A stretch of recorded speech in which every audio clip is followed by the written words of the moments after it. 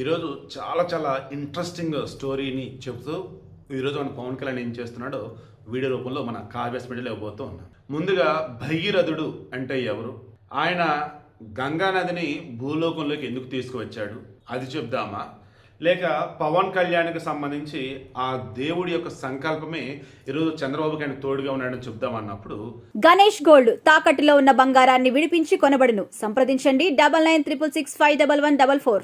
ముందు భగీరథుడే చెప్తాం. సగరునికి ఇద్దరు భార్యలు, కేసిని సుమతి అని. కేసినికేమో అసమంజసిన కొడుకు పుట్టినారు, సుమతికి వచ్చేసేమో 60,000 మంది కుమారులు పుట్టారు, వారినే సగరులు అంటారు. ఈయన సగరుడు వచ్చేసి ఏం చేస్తాడు, అశ్వమేధ యాగం చేస్తున్న మూమెంట్లో దాన్ని ఏమంటారు, గుర్రాన్ని వదిలిపెట్టేస్తారు. అది ఏ రాజ్యంలో అయితే వెళ్తుందో అక్కడ ఉన్నటువంటి వాళ్ళు దానిని ఆపకుండా దానికి పూజ చేసి కప్పం కట్టాలి. అప్పుడు వీళ్ళు వచ్చేసి ఆ సగర మహారాజుకు సంబంధించేసి సామంతులు అన్నట్టు. అలా కాకుండా ఎవరైనా దానిని అడ్డుకున్నారు అంటే, లవకు సినిమా బాగా గుర్తుంది కదా, ఎవరైనా కానీ ఆ గుర్రాన్ని అశ్వాన్ని ఆపినట్టయితే ఇక వాళ్ళు యుద్ధం చేయాల్సి ఉంటుంది. ఇలా ఈయన యాగం చేస్తూ ఉన్నాడు. ఈ అశ్వయాగం ఎక్కడ కనిపించట్లేదు, యాగాశ్వం. దాన్ని ఎక్కడెక్కడ మొత్తం వెతుకుతూ ఉన్నప్పుడు చివరికి అది ఎక్కడో భూగర్భంలో కపిల మహర్షి ఉంటారు. అక్కడ ఉన్నట్టుగా ఈ సగరులు గమనిస్తారన్నమాట. తీరా ఆడకు వెళ్ళేసరికి ఈ కపిల మహర్షిని ఘోరంగా అవమానిస్తూ ఇబ్బంది పెడతాం చేస్తారు. దాంతో ఒక్కసారిగా ఆయన యొక్క తపశక్తికి వీళ్ళంతా బూడిదైపోతారు. అసలు వీళ్ళు ఎక్కడున్నారని మొత్తం వెతుకుతున్న మూమెంట్లో పలానా చోట ఉన్నారు, మొత్తం బూడిదే ఉన్నారని తెలిసింది.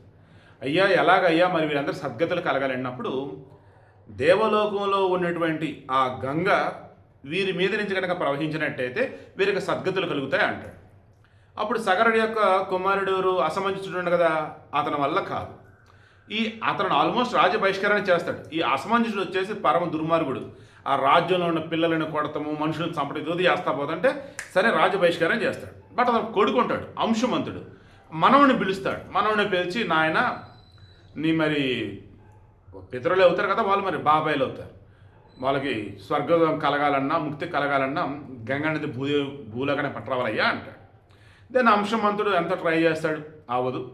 ఇక అంశమంతుడి యొక్క కొడుకు దిలీపుడు కూడా ఎంతో ట్రై చేస్తాడు, అవ్వదు. ఆ తర్వాత రాజ్యానికి రాజు అన్నప్పుడు, చక్రవర్తి అన్నప్పుడు భగీరథుడు అవుతాడు.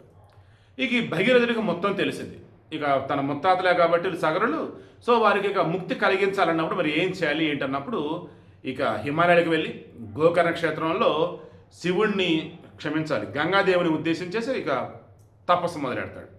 అప్పుడు గంగాదేవి చెప్పింది, నేను బిగిన భూలోకాన్ని తాకడం అంటే భూమి బద్దలైద్ది, నా శక్తిని తట్టుకోలేదు, సో నా యొక్క వరవడిని లేదా ఉధృతిని ఆపేవాడు కావాలి ఎవరన్నప్పుడు మరలా శివుడి కోసం తపస్సు చేస్తాడు. ఓకే అంటాడు. అలా దిగుతున్నప్పుడు ఈ గంగ వచ్చేసి నానా హడావుడి చేసింది. కొంచెం రకంగా ఎటకారం కూడా చేస్తే శివుడు మొత్తం బంధించేస్తాడు. మరలా శివుడిని బ్రతిమలాడతాడు. ఇక ఎట్టకేలకు ఆమెను నెమ్మదిగా వదిలిపెడతాడు. అలా వదిలిపెడుతున్న మూమెంట్లో కూడా మరలా జహ్ను ఆశ్రమానికి వెళ్ళటము, అక్కడ ఆయన ఇబ్బంది పెడతాము, తర్వాత ఆయన వదిలిపెడతాము, అప్పుడు జాహ్నవి అనే పేరు రావటం, మొత్తానికి ఫైనల్లీ ఆ సగరుల యొక్క బూడిద మీదకి రావటం, ఇక అక్కడ నెమ్మదిగా ప్రవహించుకుంటూ పోయి ఇక సముద్రంలో కలిసింది గంగానది. సో వారికి ఏమైంది, ముక్తి కలిగింది. ఆనాడు భగీరథుడు తన పితృదేవతలకు సంబంధించి ముక్తిని ప్రసాదించడం కోసం ఆ గంగానది కోసం తపస్సు చేసి భూలోకాన్ని తీసుకొచ్చి భూమి మీద నుండి సమస్త ప్రాణులకు వచ్చేసి కూడా దేవలోకంలో ఉన్న గంగా నదిని ఇక్కడికి పరిచయం చేసి వారందరూ కూడా మంచి చేశారు. ఈరోజు పవన్ కళ్యాణ్ ఏం చేస్తున్నాడు, ఈ భూలోకంలో ఉన్నటువంటి ఎస్పెషల్ ఆంధ్రప్రదేశ్లో ఉన్నటువంటి రేపు గోదావరి నది పుష్కరాలు రాబోతాం. ఈలోపు కృష్ణా నది అనేది ఉంది కదా, అసలు అదెలా ఉంది ఏంటని చెప్పి చెక్ చేస్తున్న మూమెంట్లోనే అసలు అన్నీ కూడా భయంకరమైన కాలుష్యం. ఎంత దారుణమైన కాలుష్యం అంటే వాటిలో ఆక్వా వ్యర్థాలు అంటే రొయ్యలు చేపలవి వీటి యొక్క వ్యర్థాలు కలిసిపోతున్నాయి, పరిశ్రమల యొక్క వ్యర్థాలు కలుస్తున్నాయి, ఇక డ్రైనేజ్లు అవన్నీ మొత్తం నదుల్లో కలిపేస్తున్నారు. ఈరోజు గోదావరి పుష్కరాలకు సంబంధించి అసలు ఎలా ఉన్నాయి ఏంటి అని చెప్పేసి ఏర్పాట్లు అన్నట్టు చేద్దామని చెప్పేసి వెళ్ళినప్పుడు అక్కడ ఉన్నవి చూసి అసలు అలా లాడిపోయాడు ఆ మనిషి పవన్ కళ్యాణ్ అనేది.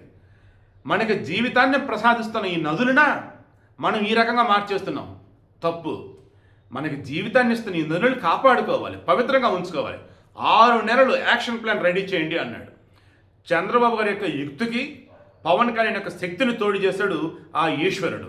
దానివలనే ఈరోజు 6 నెలలు టార్గెట్గా పెట్టుకొని యాక్షన్ ప్లాన్ పెట్టుకొని ఏం చేయబోతున్నారు, నదిలో కలిసే వ్యర్థాలని ఎక్కడెక్కడ ఆపాలి, వాటిని నదుల్లో కలవకుండా ముందుగానే ఆపేసి ఫిల్టర్ చేసి మొత్తం శుభ్రం చేయాలి.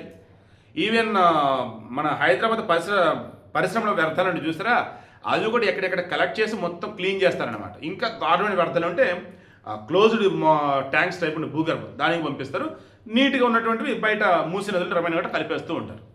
భయంకరమైన పంజెట్ కెమికల్స్ మాత్రం కలపనివ్వరు అనమాట. ఓకేనా?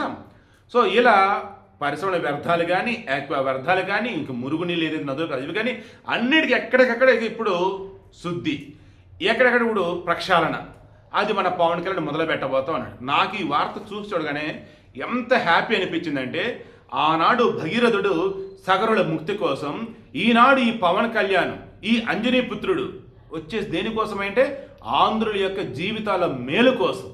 ఇంతకు మించిగా నేను చెప్పలేనండి. సీరియస్లీ నదులని కాపాడుకుందాం. అవి నిజంగా మనకి జీవితాన్ని ప్రసాదిస్తున్నటువంటి సాక్షాత్తు ఆ దైవ స్వరూపాలు.